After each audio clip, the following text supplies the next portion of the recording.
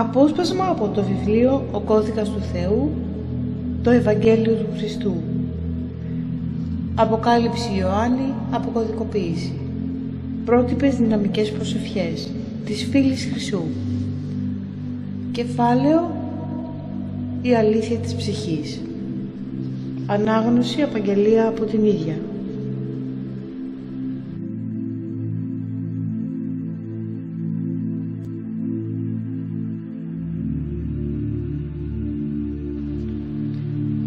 Σήμερα ζούμε άλλη μία παρακμή του ανθρώπινου είδους.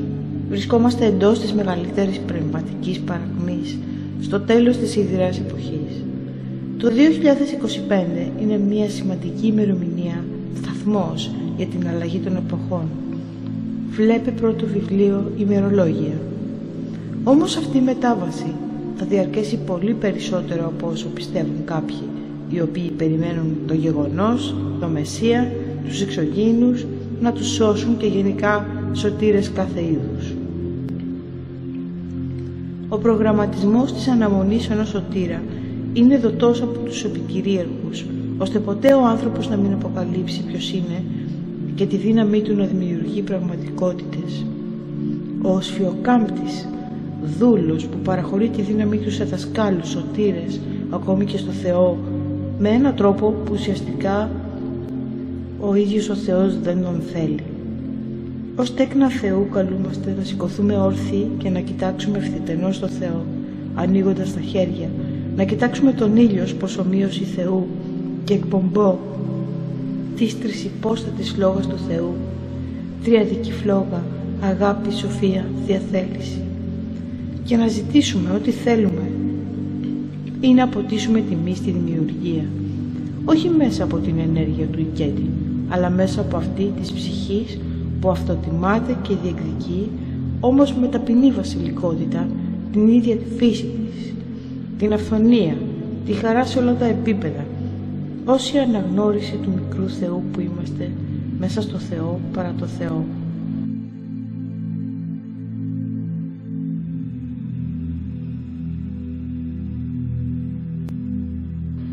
Για να φτάσει η ανθρωποψυχή στο επίπεδο να αυτοαναγνωρίζεται, θα πρέπει να λάβουν χώρα κάποιες διαδικασίες όσον αφορά στη φώτιση του πνεύματος, το οποίο με τη σειρά του κινεί τις διαδικασίες επανένωσης και επαναφοράς κυριολεκτικά στο Θεό. Όταν κανείς φτάσει σε αυτό το σημείο, θα γνωρίζει ότι για να αποκαθαριστεί το κάρμα απαιτείται θυσία. Δεν χαρίζεται η ανάληψη σε κανένα, όπως δεν χαρίστηκε ούτε στον ίδιο τον Χριστό που θυσιάστηκε για να την περατώσει και να μας δείξει πώς πραγματοποιείται η απελευθέρωση της ψυχής έξω από τη φυλακή αυτή διαπαντός. Η απελευθερωτική οδός της αλήθειας, ώστε κάθε πλάσμα να βιώσει την ολοκλήρωση μέσα από τη γήινη εμπειρία, σφραγίστηκε σκεμμένα για τα τελευταία συν πλήν 13.000 έτη του τελευταίου κύκλου και σε διαστατικό επίπεδο, όπως έχω αναφέρει και στο πρώτο βιβλίο. Ο Χριστός όντως άνοιξε και αυτές τις πύλες ξανά με την ανάληψή του. Η καταβαράθρωση στη βαριά ανασφάλεια μέσω της ηλιστικής διήλυσης της ζήσης, όπως έχει μεταφραστεί ψευδώς η ζωή στον άνθρωπο, τον κρατά μακριά από το ιερό αρχέτυπο μυστικό απελευθέρωσης που ο ίδιος αγνοεί μέσα στην πλάνη του. Παρ' όλα αυτά προτρέπεται από το πνεύμα με εσωτερικές εκλάμψεις λεπτοφυούς φύσης να αυτοαναγνωριστεί και να ανθίσει σε ολόκληρο το εντολογικό εύρος του, όπως προβλέπεται από το ιερό θεϊκό σχέδιο του δημιουργού για το δημιούργημα, το οποίο ξετυλίγεται μπροστά σε αυτόν που είναι συγχρονικά έτοιμος.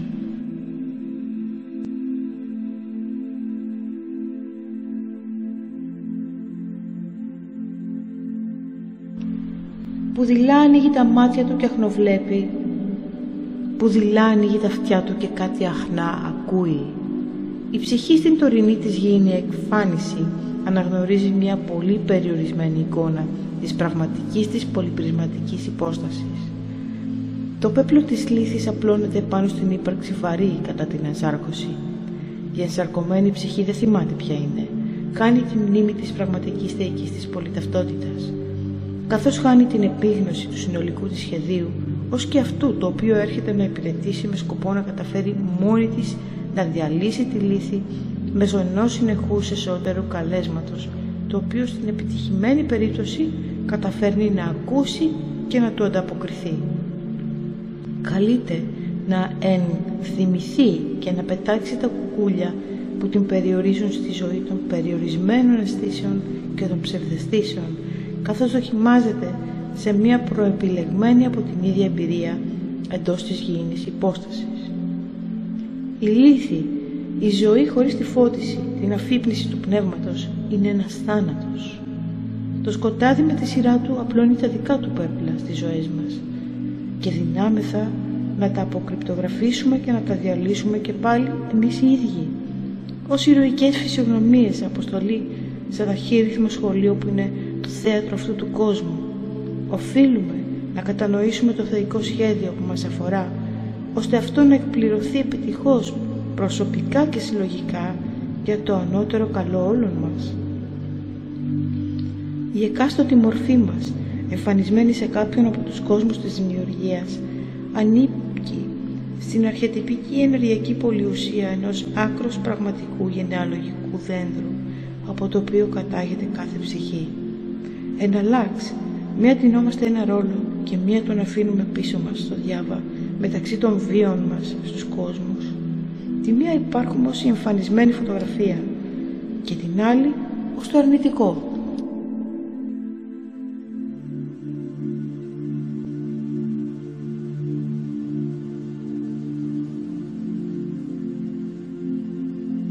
Η ψυχή μας περιέχει την αρχετυπική πλακέτα πληροφοριών, το ψυχικό μας αρχείο, το οποίο είναι άρρηκτα συνδεδεμένο με την κοσμική τράπεζα των ακασικών αρχείων.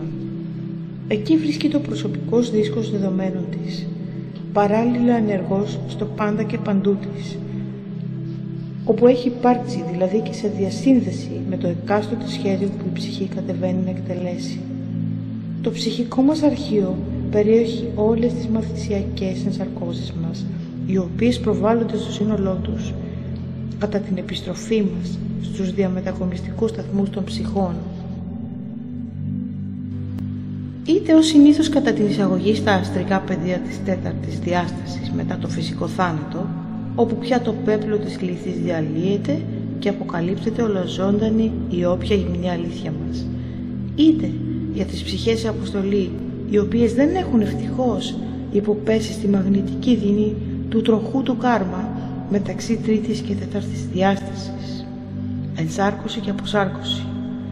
Επιστρέφουν κατευθείαν στην πέμπτη διάσταση του φωτός και της αγάπης, δηλαδή πραγματοποιούν ανάληψη.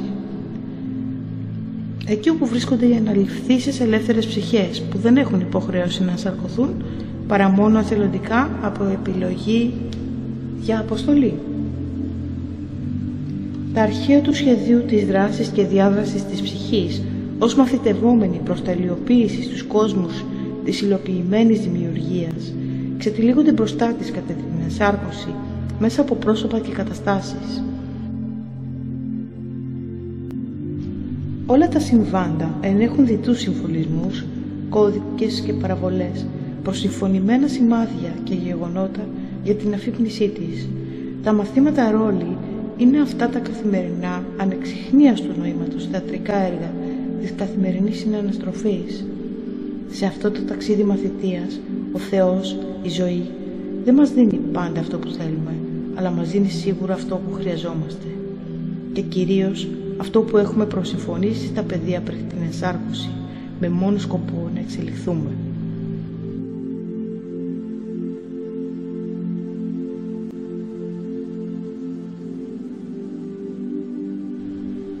Περνάμε από διαδοχικές ανεξιχνίαστες στο πλήστον τους καταστάσεις, με σκοπό να μας οδηγήσουν στην ταύτιση με το ψυχικό σχέδιο εκπλήρωσης του προσωπικού μας πεπρωμένου Ντάρμα. Τα διαδοχικά κομμάτια της ζωής στο σύνολό τους ειδωμένα, με τα μάτια του αφυπνισμένου παρατηρητή, φανερώνουν το τέλειο σχέδιο, την κωδικοποιημένη συνταγή που φέρει πίσω από το σχεδιασμό της το πιο θαυμαστό και σοφό τελικό αποτέλεσμα. Ακόμη και αν ένα σχέδιο αποτύχει ή είναι πάρα πολύ σκληρό σενάριο, πάντοτε θεωρείται ιερό. Πίσω από όλα τα συμβάντα υπάρχει ένας σοφός λόγος. Πίσω από κάθε προσπάθεια, μέσα στην αγνωσία, μία τιμή όλου του σύμπαντος προς την ύπαρξη. Η επιθυμία, ο κόσμος των αισθήσεων και των ζωικών ενστίκτων, παρεκτρέπει την ψυχή ακριβώς για όσο καιρό χρειάζεται ώστε να εμπεδώσει το μάθημα, με τον κίνδυνο η ανθρωποψυχή να μαγνητιστεί μόνιμα στο σκοτεινό πόλο που υπηρετεί τα πάθη. Οι περιπλανήσεις στον κόσμο των ψευδαισθητικών επιθυμιών αποβαίνουν δραματικές.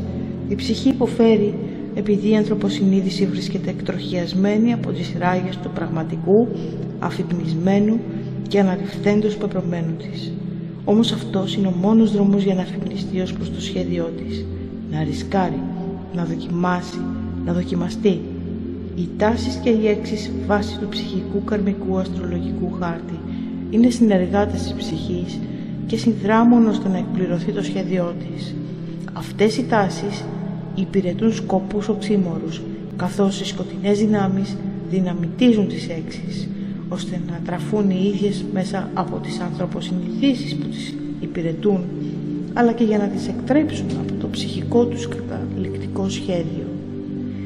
Οι έξεις και οι επιθυμίες συνήθως είναι δολοφόνοι καταστροφής. Για κάποιες ικανές ψυχές όμως μπορεί να είναι οι καταλύτες που θα οδηγήσουν στην άνοδο αντί στην πτώση.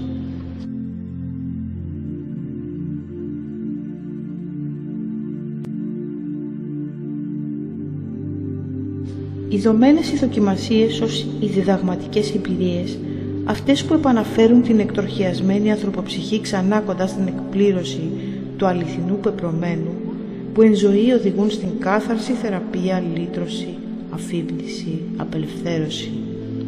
Γιατί η ανθρωποψυχή αφυπνίστηκε μέσα στο φως της, μέσα από τον αφόρητο πόνο, αντί να γίνει ένα με το σκοτάδι και να απολωθεί στο κακό. Εμείς οι ίδιοι οφείλουμε να αποκωδικοποιήσουμε κάθε εμπειρία, γιατί στη γη ήρθαμε για να μαθητεύσουμε και να αριστεύσουμε εντός πολύπλοκων διαδικασιών που στην πρώτη σφαίρα αντιληπτικότητας φαίνονται ανεξιχνίαστες και άδικες, ενώ κρύβουν φωτεινά όπλα πίσω τους εάν ειδωθούν με τα σωστά μάτια και τελικά δύναμη. Ο Χριστός είπε «Αγάπα τον συνάνθρωπο σε Αυτόν» και αντίστροφα μία εντολή αγάπης από το σημερινό Ευαγγέλιο του Χριστού είναι «Αγάπα εαυτόν όπως τον συνάνθρωπο». Αυτό είναι στο νέο Ευαγγέλιο του Χριστού που μας δίνεται μέσα από αυτό το κανάλι που σας μιλάει τώρα. Ο Θεός βρίσκεται μέσα σε κάθε πλάσμα, βρίσκεται παντού. Η μία αναγνώριση του εαυτού του άλλου και κάθε ύπαρξης θεωρείται ως μία αναγνώριση Θεού παντού. Ανισορροπία στην ενέργεια της ψυχής δημιουργείται όταν οι ενέργειες Yin και Yang διαταράσσονται, ενώ πρέπει να βρίσκονται σε ισορροπία ώστε να ισορροπεί η ύπαρξη σε όλο της το ζωτικό φάσμα. Το κυριότερο παράδειγμα ανισορροπίας είναι ο τρόπος ροής της ενέργειας και η απόχρωση που της δίνεται. Αφορά σε όλους τους τομείς της ζωής και ιδίως στην αυθονία.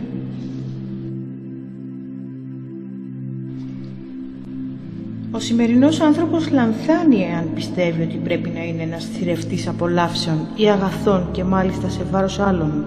Λανθάνει εάν πιστεύει ότι το σύμπαν στέλνει βοήθεια στην ενέργεια της επετείας. Το σύμπαν, η ενέργεια, ο Θεός δεν βοηθά τους ζητιάνους ενέργειας. Αυτός πιστεύει ότι δεν υπάρχει άλλος τρόπος για να προσελκύσει αγαθά αγάπη.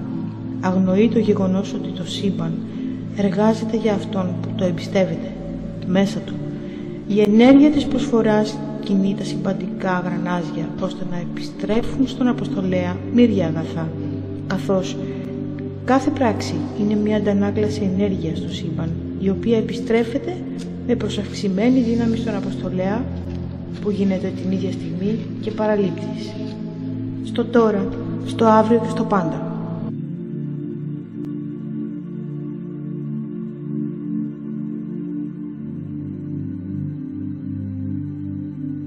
Αυτή η αέναη διάδραση υπάγεται στους συμπαντικούς νόμους έλξης και δράσης αντίδρασης.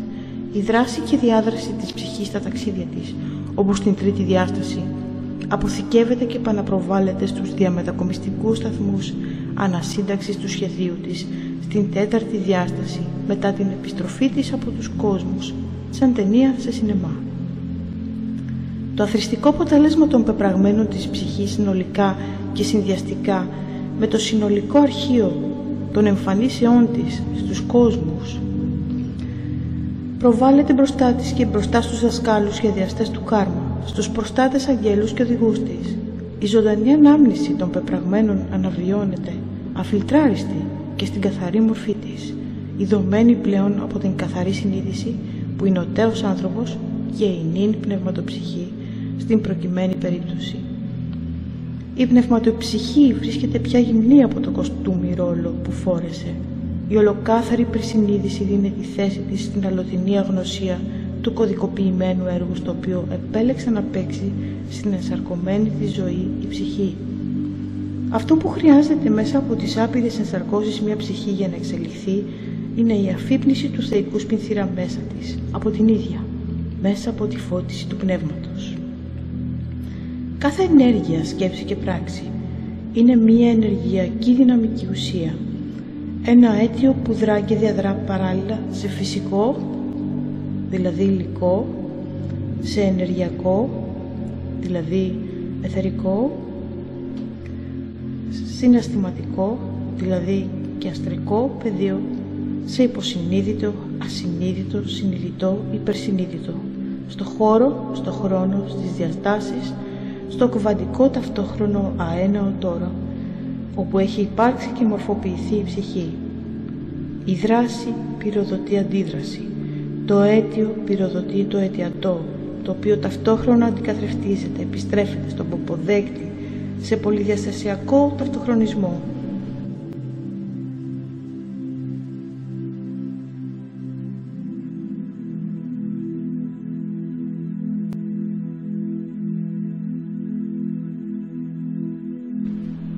Κάθε δράση καταγράφεται στα ακασικά αρχεία της ψυχής, διαρκώς, ταυτόχρονα και μελλοντικά, η εκδηλωμένη ή υλοποιημένη στην τρίτη διάσταση ψυχής, πινθύρας άνθρωπος, ως που αποδέκτης δραστηριότητας δημιουργεί το μοναδικό αρχετυπικό ολογραμμά της στο σύμπαν, καθορίζοντας έτσι το μαγνητικό αντικαθρέφτισμα όλων των πεπραγμένων της η ανθρωποψυχή και δημιουργώντας τη δίκαιη, τωρινή, αυριανή, μελλοντική εμπειρία. Το κβαντικό ταυτόχρονο, πανταχού χώρος, τώρα χρόνος, είναι το παρελθόν, παρόν και μέλλον της ψυχής, όλα ευρισκόμενα στην ίδια στιγμή. Το φυσικό τώρα είναι παράλληλο και ταυτόχρονο με το αστρικό τώρα, την ίδια στιγμή που δημιουργεί ο άνθρωπος το παρόν στην τρίτη διάσταση, στον κόσμο της μορφής. Έτσι, βρίσκεται παράλληλα συνδεδεμένος με την τέταρτη διάσταση, τον κόσμο των σκεπτομορφών, των συναισθημάτων, των επιθυμιών και του ονείρου. Βρίσκεται αναλογικά συνδεδεμένος, άλλοτε με τα ανώτερα φωτεινά πεδία και άλλοτε με τα σκιώδη πεδία. Ο παράδεισος και η κόλαση είναι κόσμοι που η ψυχή χτίζει όπως ένα σπίτι για να μπει στη συνέχεια μετά από ένα μεγάλο ταξίδι. Ενώ καθώς αυτό χτίζεται, η ψυχή το βλέπει, το παρατηρεί, έχει το χρόνο να κάνει αλλαγές εάν το θελήσει, αλλά και ζει στο εδώ και τώρα τις υλοποιήσεις της, σύμφωνα με το συμβατικό νόμο της έλξης που δημιουργεί με τη σκέψη και το συναίσθημα την εκάστοτε πραγματικότητα. Έτσι, παράλληλα με το γήινο βίο, καταστρώνεται το αναλογικό αστρικό μέλλον της μετάβασης μετά το φυσικό θάνατο, στο διαμετακομιστικό σταθμό μεταξύ των ενσαρκώσεων στην τέταρτη διάσταση. Το πιο συγκλονιστικό γεγονός είναι ότι τα πεπραγμένα του παρόντος βρίσκονται σε ταυτόχρονη διασύνθεση επίσης με το παρελθόν και το μέλλον και δύναται να αναδιαμορφώνουν βάσει των δοτών συντεταγμένων το τώρα, το αύριο ως και το χθες της ψυχής. Το χτες αλλάζει, εάν το θελήσουμε, θεραπεύεται σε κβαντικό πεδίο. Συστημική αναδρομή, remote viewing, διαλογιστικό θεραπευτικό ταξίδι στο χωροχρόνο και στον πολυδιαστασιακό υπερενιαυτό της ενσαρκωμένης ψυχής. Πνευματικές τεχνολογίες του φωτός της φύλης χρυσού. Με θαυμαστά αποτελέσματα από την επόμενη μέρα. Η ζωή μας μπορεί να εξηγενθεί χρησιμοποιώντας την ελεύθερη βούληση, ωφελημιστικά και έξυπνα. Η διακαής θέληση και η εμεταμέλεια, η απόφαση αλλαγής ζωής, η αναβάθμισης, έλκουν θαύματα, τρόπους, εργαλεία, θεραπείες.